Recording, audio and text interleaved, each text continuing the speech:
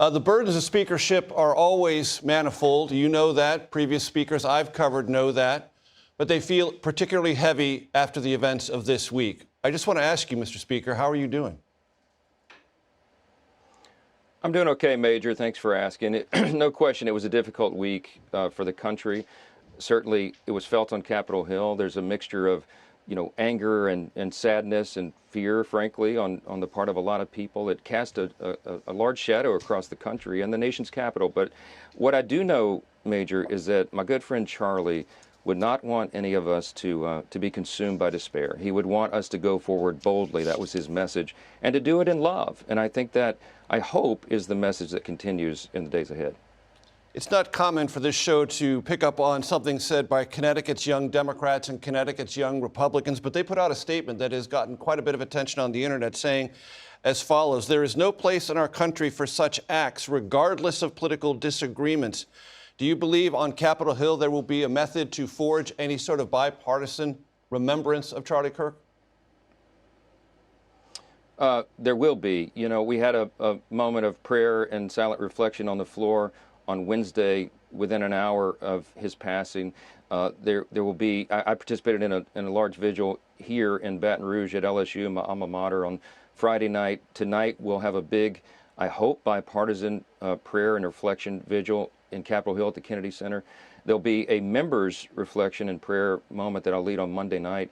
This will continue. I think that the country needs to see leaders in Congress and leaders with platforms all around the country speaking truth and bringing calm to the situation. We should appeal, as Lincoln reminded us so many years ago, to the better angels among us all. And I think this is a real moment for America. Affirmatively, and I think one of the ways to do that, Major, is to adopt the manner of Charlie Kirk, because while he loved vigorous debate and he believed in the free marketplace of ideas and advancing truth boldly, he also was motivated by love for his fellow man, because he'd never hated the person on the other side of the table. And I think everyone would do well to be reminded of that model. Mr. Speaker, you mentioned the word fear a moment ago. It is on the lips of members of Congress in ways I've never experienced before. They are talking openly. They already have canceled events.